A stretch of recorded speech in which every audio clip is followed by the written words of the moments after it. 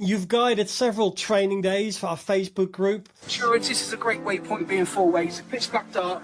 This is a beacon for us. The endurance event. Part of Special Forces selection. Test yourself, carrying the weight over 14 miles. Your body's going to scream at you. Break down the course and put strategies in place. I counted how many mountains there were. Not to walk with anyone who may be negative. Get away from that person. Double away, leave them, go away. Most people will not finish. DS at the checkpoint needed to make an assessment. You're allowed to make a mistake, but you've got to correct it if it's happened, accept it and move on. Navigation's back on point, switch on again.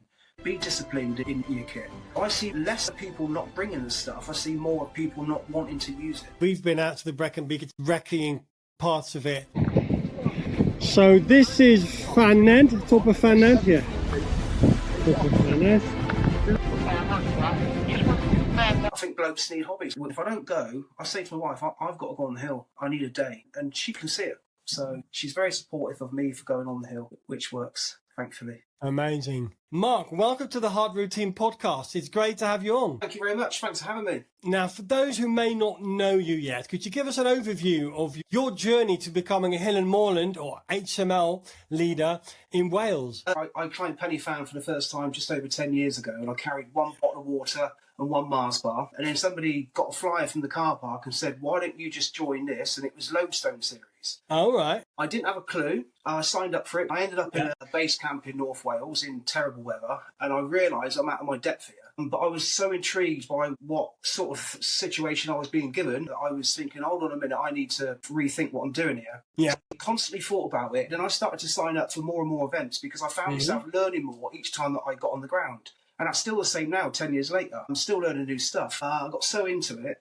I decided to get some qualifications because I just fell in love with map reading and navigational systems. And then I just took my HML because that's suited for where I live, which is Brecon Beacons. I'm 10 minutes from Pontefract car park. So yeah, I just got totally sucked into it and I still love it to this day. Fantastic. What was the turning point that made you decide to pursue a formal qualification and get qualified to guide others? I found it was a release of your daily grind of life, if you like. And I found the mountains to me to be very therapeutic. I got so much out of it. Especially if you're carrying a burden with weight. I just love the fact that you're having a good workout, you're coming back so refreshed. And then I just got more and more into it. And then that's why I thought I'd want to get some qualifications. I just started signing up for courses. It is a hobby for me. Amazing. Yeah, I think blokes need hobbies. I really do. And hill walking to me is a hobby. Yeah, I know, me too. I had all sorts of other coping mechanisms that weren't quite as helpful in the past. I couldn't agree more. So I guess to get your qualification, you need days in the hills, you're running a logbook. What sort of events were you doing to get those mountain days in? For your QMDs, which is Quality Mountain Days, you had to sign up for the mountain training website. And that's an area that I'm not the best at. You give me something practical, I'm all over it. Something theory-based, I'm not the best at that. But I managed to get mine in.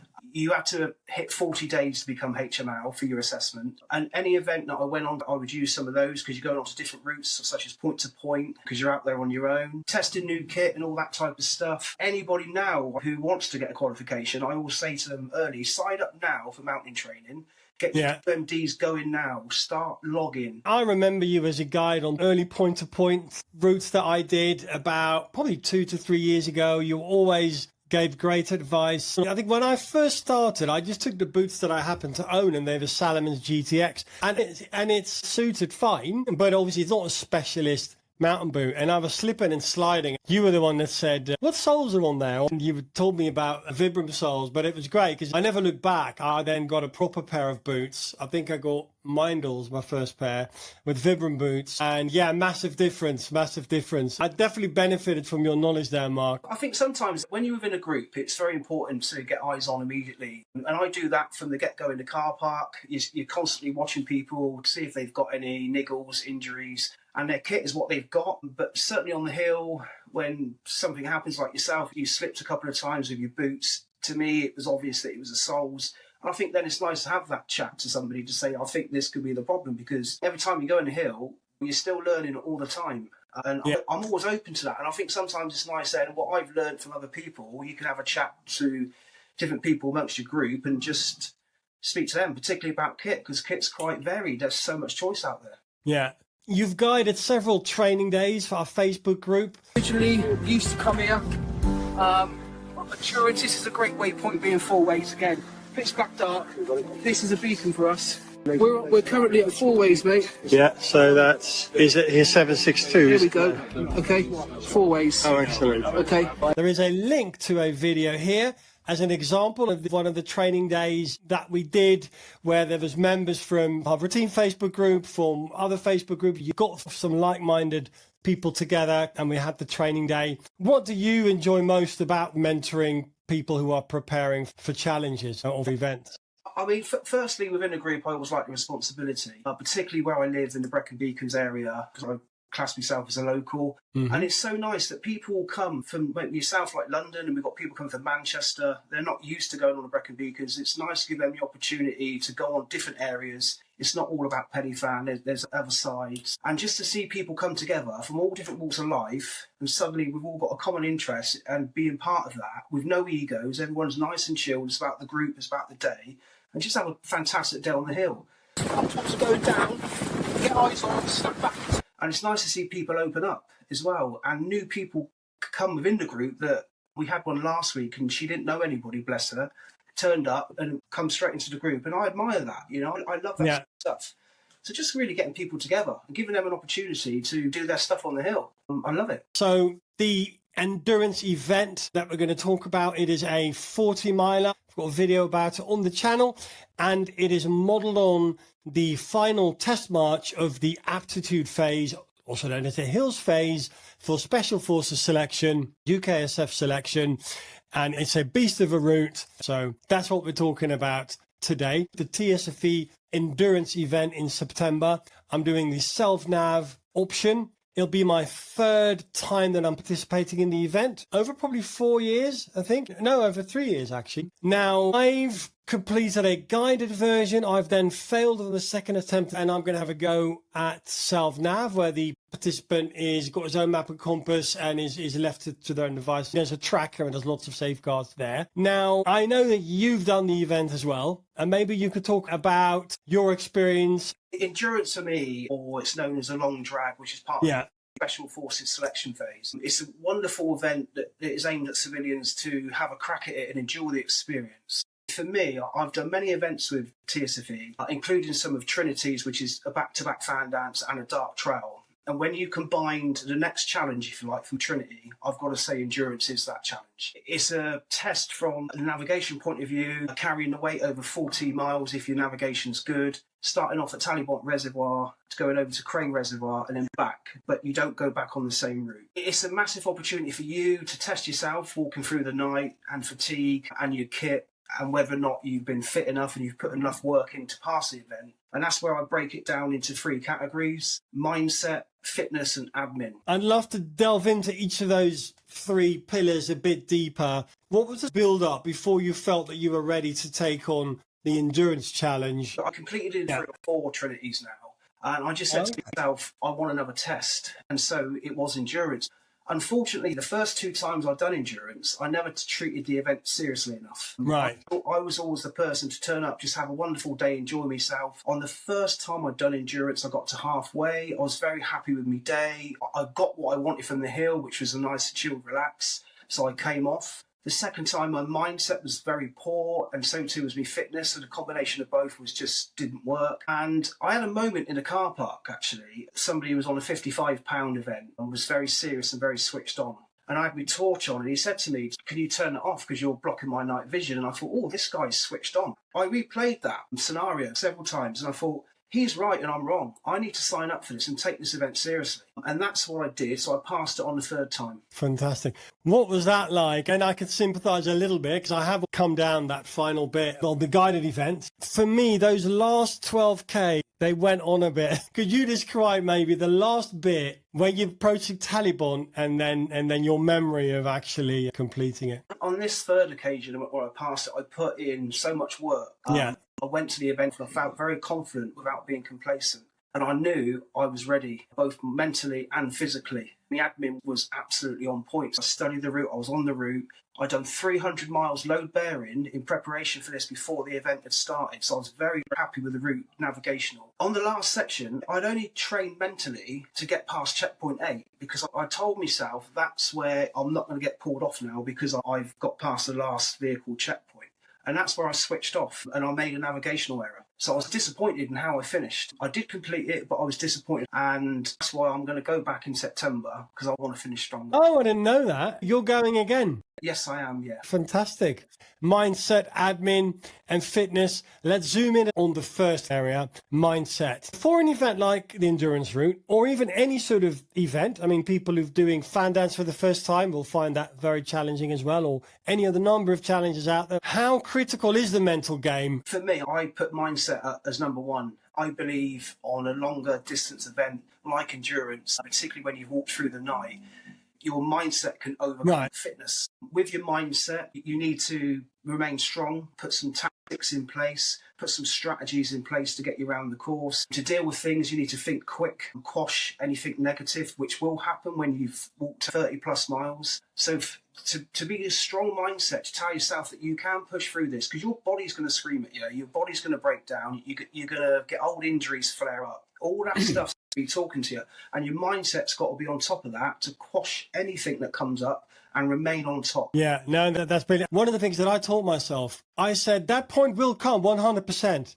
100%, whether it's mile 15 or mile 25 or mile 35, there will be that moment where you actually say, okay, I've had enough, I now want to quit. Yes. It is designed in that way, so that when that comes, don't panic. That's supposed to happen. It's a good sign. Now, if it comes after 5 miles, then you probably need to ask yourself some serious questions. But I agree with you. That's how I went in. I thought, don't get shocked when you get that moment of wanting to quit. That's perfectly normal. I absolutely agree with you. When I've done endurance the first time round, I didn't have any strategies in place or tactics. And all I kept saying to myself was, I'm out here for 40 miles. I'm out here for 40 miles. And the minute I got a little niggle or I was fatigued, that mentally started becoming such a drain on me that I wasn't in position to finish. When I did complete the event with a stronger mindset, I put strategies in place and tactics. So I would break down the course. Not once did I think of 40 miles. On all my training runs, I would make up checkpoints and my local ground, and I'd say, that's checkpoint 1, that's checkpoint 2. And I would physically say to myself, all you need to do is get to checkpoint 1, checkpoint 1, checkpoint 1, then checkpoint 2, 2, 2. So in my mind, I was never thinking of actually doing 40 miles or 8 checkpoints. And at once my mindset said to me, I'm bored of this game, and it started to waver a little bit. So I quickly thought very quickly, and I said, right, checkpoint 1.5, checkpoint 1.5. And then if my mind raced on, it only went to the next checkpoint. That played quite a key role for me, because if I was fatigued or cramping up or anything, I mentally knew I was only getting to that checkpoint, and then I'd do the process again. I also broke down the route into quarters, because you're on either side of the A470, so quarter side first, and when you cross over halfway at Cray Res. I counted how many mountains there were, if you like, or how many hills to climb when I started studying the map. So I came up with 6, and I said to myself, right, I've done 1 climb, I've got 5 left, I've got 4 left, and so on. So mentally, that was a good game. The demons were talking to me once when I was going up to checkpoint 6, and I questioned myself, what am I doing here? There's an ice cream van down the bottom of the road, and I don't even eat ice cream, but for some reason I wanted one. And I found that quite strange. But so straight away I had to quickly think. So the mindset played a little game to get myself back into the game. I was trying to guess what staff member was at checkpoint 2, which now he would probably move to checkpoint 6. So that gave me more focus of not wanting to quit. I switched onto that very quickly. When I got up to checkpoint 6 and I saw the staff member there, I was like, hi staff. You probably thought, what's this person doing, you know? But it worked for me. I had to think on my feet to get my mindset back into the game. So don't ever go there and count down 40 miles. It's not going to work. Break down the course and put strategies in place to give your mind a really serious, strong mental game to go with. Because you're bringing back all sorts of memories. I recognise that. So to run back, last September, nobody finished. And there was about 6 months before there was one, and one person finished. When I did it, and when I finished in the guided group, one person finished on the self-nav, and I finished on the guided, so it was 2 people. When you did it, I think you told me there was 3 of you, is that correct? There was 3 of us that finished together, but I think on the day that I'd done it, 5 completed. Okay, wow, amazing. Of how many starters do you remember? I can't remember how many started. It was possibly over 20 that day. And one of the guys who had finished, he beat me by about an hour and a half. He nearly quit at half time. Wow. And really? I remember saying to him, if I'm going back out, so are you. And I watched him in the distance. He just shot off and he beat me by an hour and a half. And I thought, well, what was your time? 21.5 hours. That's very, very good for your first successful. I mean, I was a lot slower. Mine was, I mean, they should have pulled me off the route, but because the unofficial, so for actual SAS, it's 20 hours. And people tend to do it in 17. For the TSFE, it's 22 hours. let me go from the halfway point, and then because I kept walking, it kept me going. But I ended up being 23 hours, 58 minutes, and we really had to jog it. But so let's face it, that's for an endurance, that's slow. But 21 and a half is really quick. Any other sort of mental strategies? Well, I think that you've also got to ignore other people's pacing when you're because don't get engulfed that somebody's way ahead of you. Concentrate on your own game. At half time, I wasn't worried about my time, and I was very happy when I got there. The guy who beat me by an hour and a half, I was very pleased for him that he'd done it. Yeah. I wasn't worried in the slightest that I could see him just disappearing into the distance. So just be yourself out there. Don't get caught up with anybody else. But with the mental side, I also think it's important not to walk with anyone who may be negative. Anybody walking up the hill who hasn't put the work in like you may have done might be, for example, moaning about their weight in a pack hurting or something like that. If you're around somebody who's negative, that's the last thing you want when you want your mindset to be strong and positive. Get away from that person. Double away if you have to. Just leave them. Go away. Concentrate on yourself, keeping your spirits up and your mental game up. You don't need any negativity knocking on your door. I think it's so true. I've done that with somebody. I couldn't get away and I had to run because I thought, I can't listen to this. I need to go. Now, for those people doing the guided group, because obviously when you're self-nav, you're ultimately your own boss. With guided, you're chatting and you're supposed to all do it at the same pace. So you are absolutely bonding, and that's one of the fun parts about it. And you're hoping that there's going to be multiple people finishing, of course. So at the end of the day, most people will not finish. So those who won't, now, for some reason, that'll be very obvious reason why they've actually sustained an injury or whatever it is. I saw this happen as well on my attempt. As it happened from the halfway point on, I was only one left. Over approaching the halfway point, I think there were still 10 of us, and I saw it happening. There was those who know they're not going to continue. As we approached, there came this thing bubbled up. I don't know who started it, but who was saying, oh, we're probably going to get stopped at the halfway point because we didn't make the cutoff. That was very bad news for me because I was still feeling very fresh. I was very well prepared, and it started gnawing at my mind, even though it was completely out of my power. What I've since understood, that was somebody starting to build up a bit of an excuse. Yeah. Now, those that were thinking about quitting very quickly latched onto that. And it was, have you heard? Oh, yeah, I've heard we're going to get pulled off at the halfway point. So I went as far as to actually ask the guy guiding us, is that the official line? He goes, listen, we're running it really tight, but it's not my decision at the end of the day. Let's just do our very best. And that's what I wanted to hear. So we're still pushing. It's completely irrelevant what we think. It's above our pay grade, so to speak. Yeah. Whoever needs to make that call will make that call. And it kept buzzing round. And to your point, it really started annoying me. And then as we got there, we were told, listen, you guys, it's a real coin toss whether or not we're going to let you guys continue. And we was being questioned. And this was actually because the DS at the checkpoint needed to make an assessment of our mindset and how serious we were, because we would have to up the pace. So a number of people said, well, this is it for me. And they were the slower ones. And so I then said to the DS, I think I can ramp up my pace. I feel that because of the group, I haven't been going as fast. So it was a very positive message. Other people were saying, oh, is it true that we were too slow? And are you saying we're not going to make it? And they were building this big excuse. And it was like a domino, Mark. I saw from 10, 2, 3, 4. And then it was just me and two others. One of them said, oh, well, if they're not going, I'm not going. Me and Vin went on.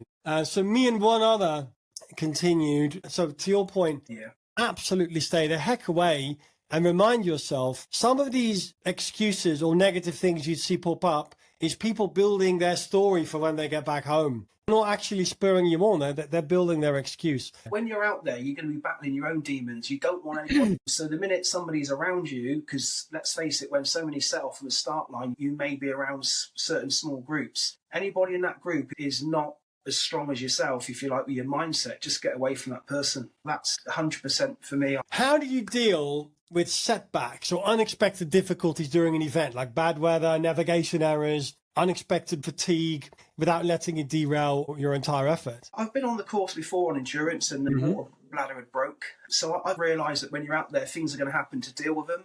I didn't want to go without water, so I made a decision to stop and deal with my admin problem. And I managed to fix my bladder. I didn't lose any water, thankfully, and I was able to continue. Anything navigational based, even though I knew the route very well, and I trained over 300 miles on the course before endurance, I made 2 navigational errors. And it's going to happen because you're not thinking, you've gone through the night, you're tired, you know, a few knocks are screaming at you, you're cramping up. And it's very easy to make an error. When you pass your HML, part of the syllabus said something along the lines of, you're allowed to make a mistake, but you've got to correct it within 5 minutes. And that's all stuck with me. So If I make a mistake, I don't beat myself up about it. It's happened. Just don't let that seed grow anymore. Accept it and just move on, and make sure your navigation's back on point. Think a bit more and switch on again.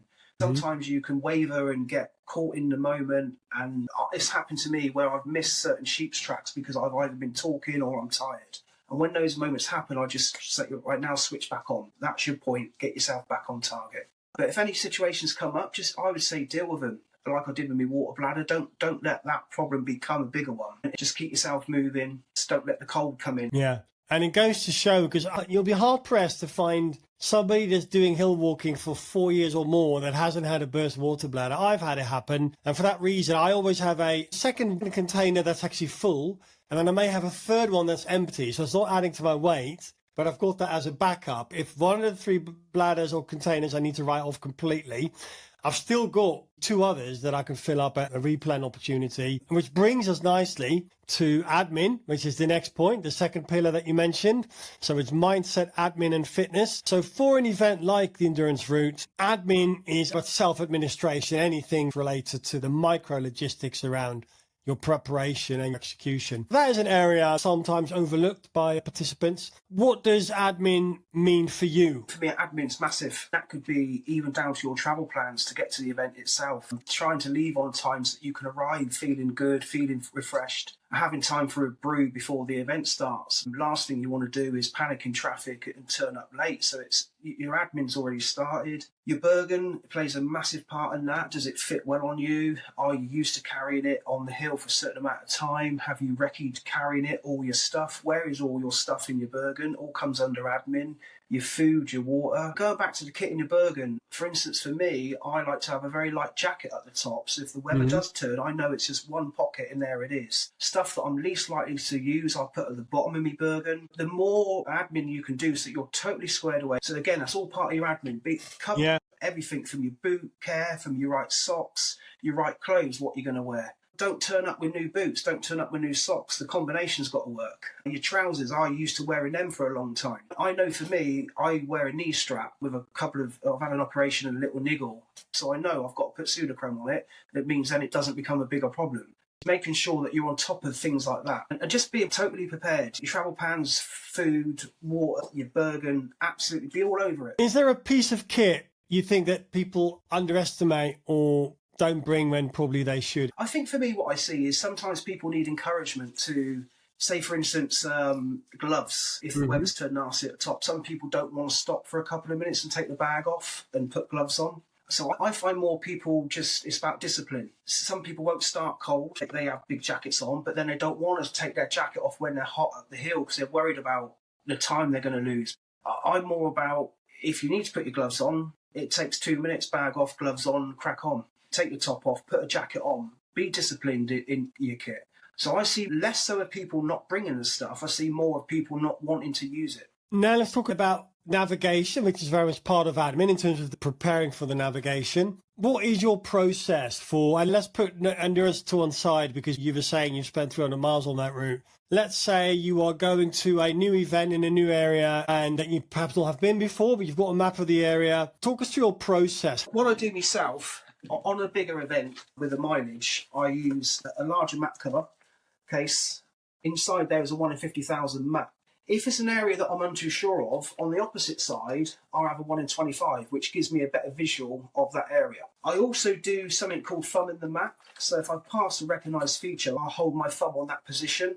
And then every time I come across another feature, I move my thumb. So at any point I can say to you, I've just passed that feature, I'm in between this feature and that feature. I try to use less compass work, because I find sometimes that eats a lot of time when you're constantly swiveling the bevel. Obviously, if you have to use it, you do. But thumb in the map works for me. And equally, trying to switch on. And there's so many features out there. And if there's less features, you can start navigating with the contour lines. That gets a little bit more involved. That's more kind of gold standard on the National Navigation Award scheme. But certainly, good preparation.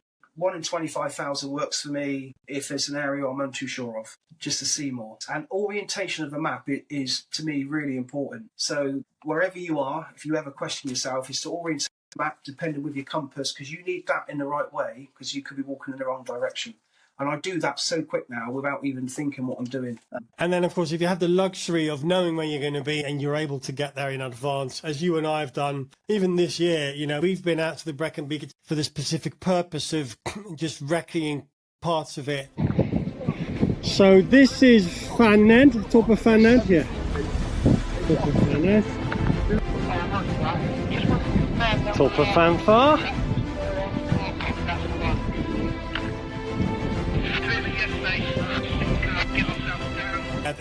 That's hard to beat, right? If you've got that luxury of prepping a route or actually having, or even an area where you know you're going to be going. If someone's doing a point-to-point and they're not actually given the route, but they know it's in Eland Valley, for instance, or it's this part of the Brecon Beacons, that I find very helpful as well. When you see the same mountain hill range for the third time, it's starting to come alive for you. Moving on to nutrition and hydration. For a 40 miler, how do you plan your food and water intake? If I was to do a smaller event such as a fan dance, I can get through the event by just having small things like flapjacks and Haribos, if you like. Taking on something bigger, I learnt this off of DS, and again, you still keep learning every time you go out, and he was eating cold pizza. And I suddenly thought, you know what, that's actually a pretty good shout, because after a certain amount of distance, 15 miles plus, my body doesn't want any more little snacks, little Mars bars, little treats. I'm kind of bored of that route. So to get a little bit of hearty food, such as pizzas, sausage rolls or pasties, they go down very well. My body reacts better to a bit more starchy food. What I do know is when I did complete endurance, I didn't have enough food. I still managed to get the job done, but I wish I had took more. The amount of calories you burn, the work you put in, you got to refill. Oh, yeah. Let me look it up, the amount of calories I burn, because I've got it on Strava. It floored me. Endurance, let's see. Looking for the one that I finished. Yeah, here it is. Yeah, 10,800 calories according to Strava. And Strava doesn't even know that I'm carrying a pack. It's just going by my heartbeat. Yeah.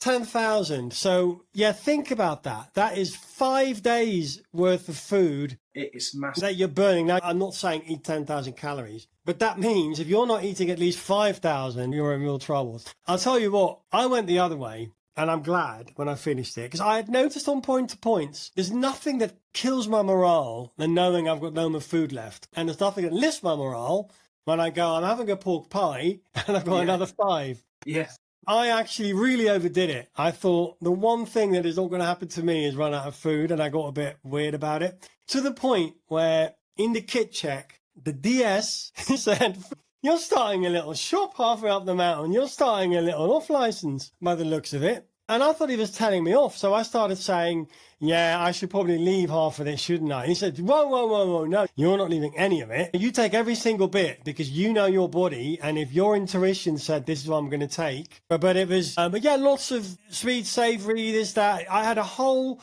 basically a grocery bag filled to the brim with all sorts of little bits. And I just had a huge backpack. You know, I used my 110 litre and had it stuffed in. And then you obviously stuff some in your pouches. But I had a whole grocery bag basically to delve into. And I would do that. And I know for that reason, food is not that heavy. Yes, I was probably carrying an extra 3 kilos, but I think that's just so worth it. You know, maybe 4. I didn't eat all of it. Yeah. But I'll do it again. I'll do it again. Yeah. For me, that's what your training days are for. What works for you? Because my body after a while rejects the sweets. It's had enough. So cold pizza was introduced. It just seemed to work really well. Might not work for everybody. So that's what your training days are for. Try different foods out. See what works for you. Trail mix is okay for me. I've only recently come to trail mix, but I've probably moved away from sandwiches. On endurance, everyone's different. Dried fruit didn't work for me at all. I really tried it. Some people swear by it, and fair play. I remember I had a whole bag of dried mango and dried this, that, and it just didn't work for me. I ended up giving it away. That's what your training days are for. Try them out, because so much out there.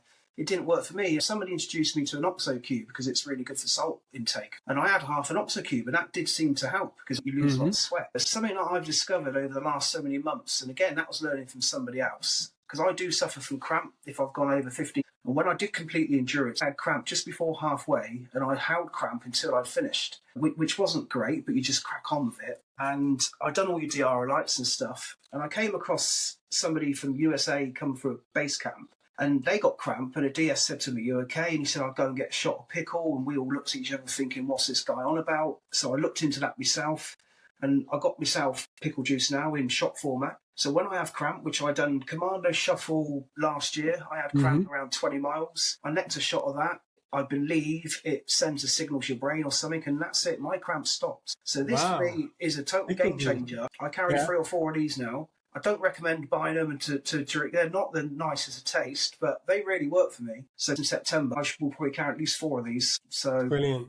Now, come endurance, which is mostly in September with the weather that the Brecon Beacons offer you, I always go with a firmer boot. So that's decent ankle protection. These are well broken in. I would never turn up to an event like endurance with a brand new pair of boots because you're going to ask for blisters and hot spots. And I just wear the same sock. I won't change from this because I don't get blisters. They're used to me and my feet are used to them.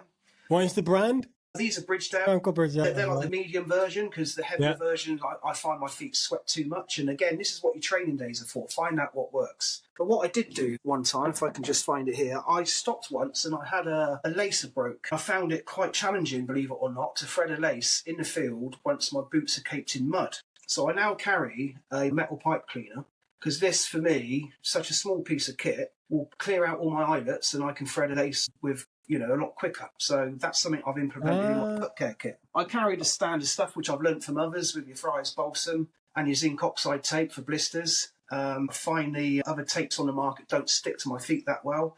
But I can't remember the last time I've needed this because my feet are used to it and I've got a combination that works. Come the summertime, I like to have a boot that allows my feet to breathe, which I think is important. If you do a lot of this stuff, get a pair for summer and a pair for winter. But particularly come the winter time on endurance, you know you're going to be going out in wet weather.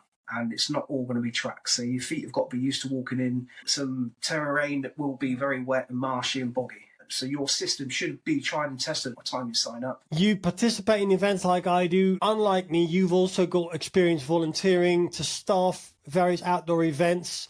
From that perspective, your admin concerns change because if you're guiding a group, what admin details then become very important for you? I think for me, once you're volunteering, your thought processes and your kit can change. So you would take potentially more gloves and more hats, if you like, shelters just in case, some more thermal blankets because you've got to cater for the wider audience. And also tend to deal with members of the public too. So you're not just dealing with the event participants. Some members of the public often get lost even at the top. So you're constantly monitoring situations all the time. But one of the key things for me about the volunteering, it's nice to be working within a team where people just gel together.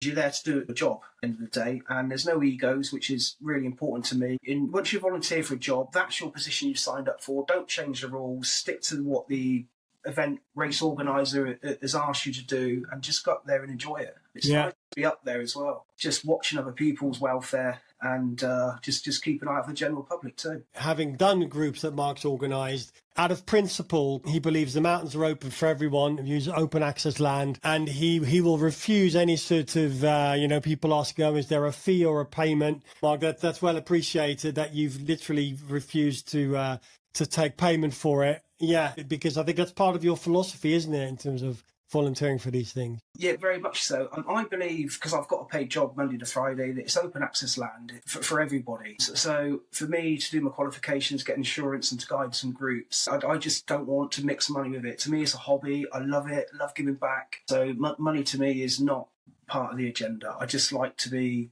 involved in what we're doing on the hill, whether it be a small role or a leading role, and just get involved and just enjoying it.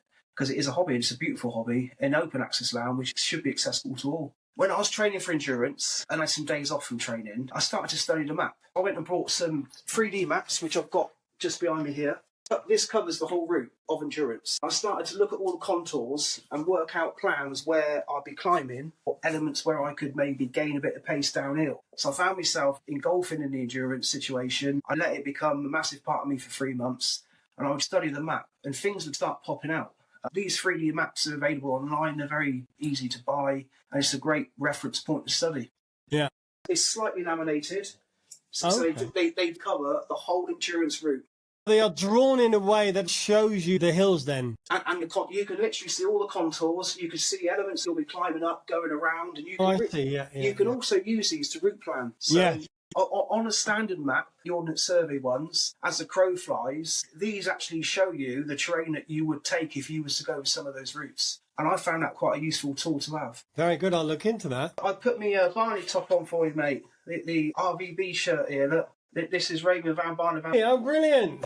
Yeah. Darts player. The first non-English person to win the embassy, if I remember correctly, back in the late 90s. Yeah, no, but it was, right. We get on to fitness, which whilst it's point 3, I think one can argue where it sits in importance. I think all 3 are probably as important. Now, for the endurance route, what sort of physical preparation when it comes to the actual training and conditioning your body did you undertake, Mark? I'm very fortunate to live 10 minutes from Pont de Daf car park. So for me, I signed up to a virtual program which involved 100 miles per month. And I went out loaded every single time. It doesn't work for everybody. It worked for me. I stuck with 35 pounds religiously, bang on the nose every single time. So I've done load bearing miles on the actual route itself. That's what I've done. I never worked on any speed. It's more about getting my body used to carrying this pack as much as I possibly can, because doing endurance is going to be on your back for 20 hours or thereabouts. It was never about speed for me. Never timings to get to a certain location. It was more about getting the distance under your belt, get used to carrying this weight.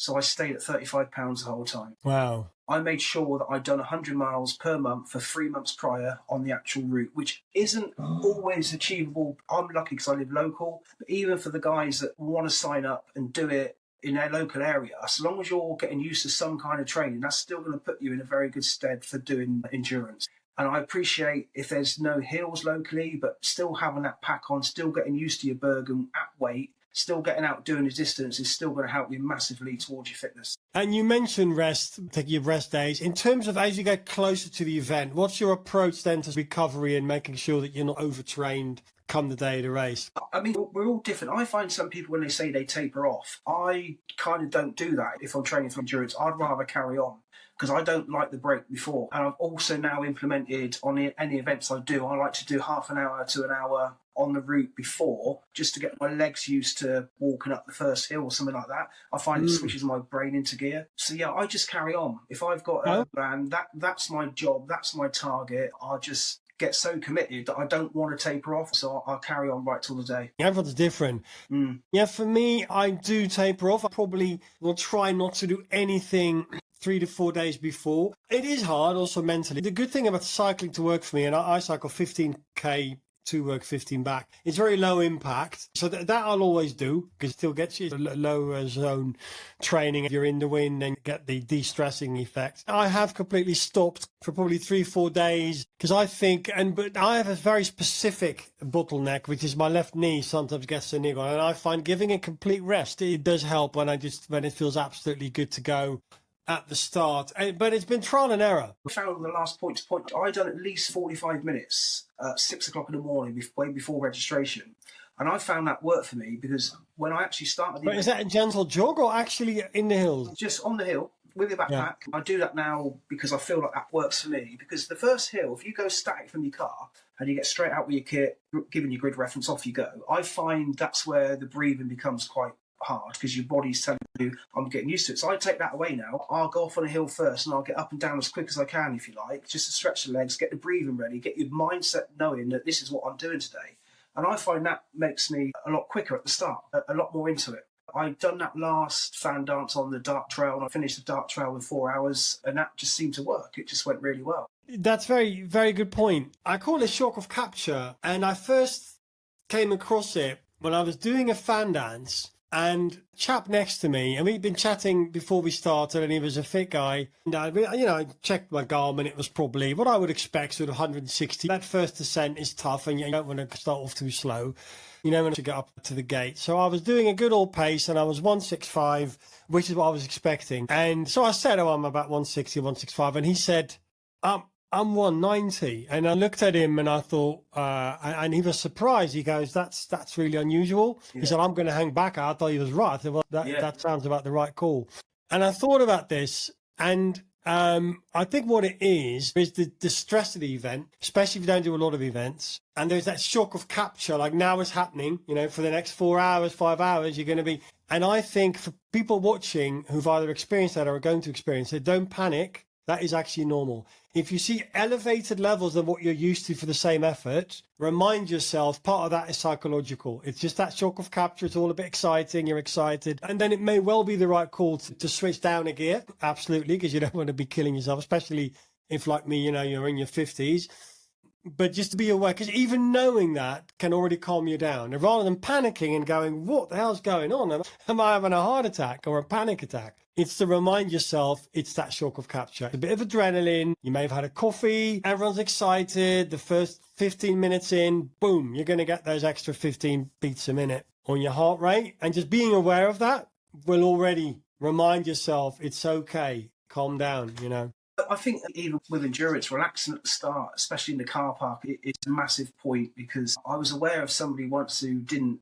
He arrived, looked at the lay-by, got nervous, and then he just disappeared. He drove off. And I think it's important to get out and be there, arrive in plenty of time, get your kit ready, calm yourself down, switch yourself on. But for me, when I completed it, I was feeding off the nerves, because people were a little bit flustered because they realised what they was undertaking. And I went the opposite way. I started to just feed off of that. Everyone's going to have their little anxieties at the start, but just start walking, get up the first hill and get yourself into it. And then you're straight into the event. Yeah. And if you can, enjoy the buzz. People see me on my videos, I'm always smiling. I'm quite enjoying the adrenaline, you know what I mean? Yeah. What is one of the more common fitness-related misconceptions in guiding groups or doing events? I think what stands out the most is if people were, say, for instance, used to doing 10 or 20 miles, to actually then do 10 or 20 miles on the hill is totally different. The hill fitness is totally different. Some people that have never been to Brecon before, for example, get to realise very quickly that 5 miles there is way harder than doing 5 miles locally, should we say. And it's just having a chat with them, breaking them in with a conversation, because they realise the distance ain't a lot, but actually the terrain is harder. And yeah, that happens quite a lot.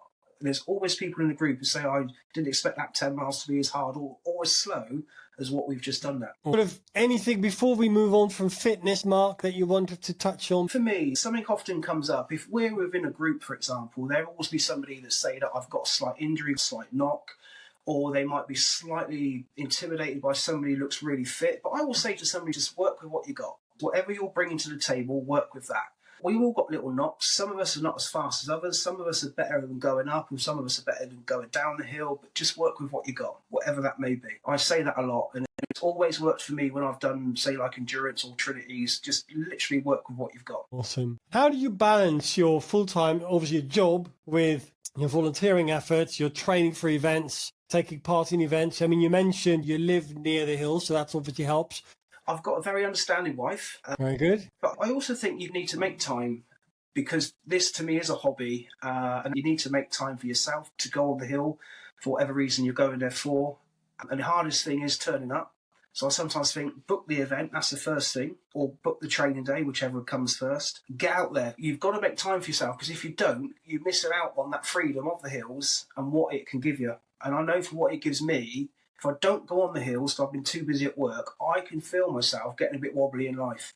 I need to go on there with a backpack, and I need to put myself under a bit of stress. And then I find that what I get from that, it's worth the effort, which is very interesting. If I don't go, I say to my wife, I've got to go on the hill. I need a day. And she can see it. So she's very supportive of me for going on the hill, which works, thankfully. Amazing. Are you fully booked for your volunteering, or is it perhaps for event organised listing specific skills or experience that you bring to the table that are valuable for teams? For me, anything locally, particularly Brecon Beacons, I'm available to work within another team for volunteering. I quite enjoy giving something back. I'm also not one of these guys who would go somewhere, and then I'm not one of these who would like to be in the glamour role. Whatever job you're given, that's your task to. Just muck in with the team. Yeah. Amazing. What is a piece of advice you'd give someone who dreams of pursuing a passion like mountain leadership or endurance events? I would say join a mountain training scheme as soon as you can, or mountain training association, and start working on your quality mountain days as soon as you can. Log your walks. Anytime you go out, make a note of the date, the weather, what happened on your day, and why did you go out, whether it's testing new kit or getting some distance in your belt or challenging yourself in the weather, and record it as soon as you can on the mountain training website. I would say try and make time for yourself and book it. Go and do your assessment as soon as you can. Get your first aid under your belt as well, and then work with your training provider about how you can manage to fit in your quality mountain days around your job. Just get it done. Get out there and do it. Anything else that you've got on the horizon, Mark, that you're looking forward to? I've got 2 situations that I want to do. I haven't explored them yet, so I'm very new to exploring that, but I've got 2 ideas. The fan dance to me now is become open to more and more people. So, for example, they've now got an over 60s category, which is absolutely amazing because it's just wonderful to see. I've been out there before and there's been deaf people that have done it. I would love to guide a blind person through the route. I think that would just be amazing to be a guide for a blind person. Great. So that's something I want to do. I'd also like to do some kind of mentoring program for the fan dance too, because there's about to be people in the RV group or other areas that are looking from the outside in, but they're either too nervous to sign up, maybe they're overweight, slightly unfit, or just anxious of the whole event. So I like the idea of getting a little team together, maybe 12 people, something like that. Mentoring through, say, 3 months worth of training, meeting up to take on parts of the route, and then signing up as a team to try and finish the fan dance as a team. So I wouldn't mind doing something like that. Yeah, mate, that's amazing. We've got another 3-day recce coming up at the TSFE 3-day recce, actually, for endurance. I've got the Lake White Walk I'm really looking forward to. Yeah, that's in August. And then I've got endurance happening and some cool stuff coming up for the year. The Commando Shuffle was a brilliant event, fantastic value what they put on for it as well. Amazing. 3 of us done it and we was amazed at what you got for your money. It was an absolutely superb event. Really was good. And for people, because we've had Phil Lee on the podcast, for those people who are not aware of the Lake White Walk, there's a video here. Take a look at that. It's end of August. I believe end of August that is happening. Very good value, 40 miles, £75, if I recall. Amazing value. What's the best way if people want to connect with you, Mark, if they're looking for guidance or event support? For now, it's just with Facebook. I will put a link in the description to that. Fantastic. I think that brings me to the end of my questions. Anything, Mark, that you wanted to add that we haven't touched on yet? No, I think you've asked some really good questions. I think endurance is a fantastic event to take people out of their comfort zone. If you're looking for the next challenge after Fan Dance Trinities, the endurance to me is the one. That is the 40 miles on both sides of the A47. It is a massive test to you as a person. And equally, I'd say, if anyone attempts it and fails for whatever reason, don't beat yourself up about it. Learn from that experience and come back again. At least you've stood on the start line. And if you only make it to halfway, at least you've done that. Learn, up your game, come back and go again. And it's got that great history, just a link to what is endurance. And then I'll also put a link to the solo recce I did of endurance. Great. Mate, that's awesome. Hi, guys. If you've enjoyed that, consider joining the Hard Routine Carter by looking for the membership join button on the channel. You will then be able to participate in members only, Carter only video chats. Mark may well be someone I would invite where we talk about upcoming events, training, and anything else which comes to mind. Other ways to support the channel is, of course, to subscribe if you haven't already. There's a Facebook group. The link to the description will be in the comments. As always, see you in the hills.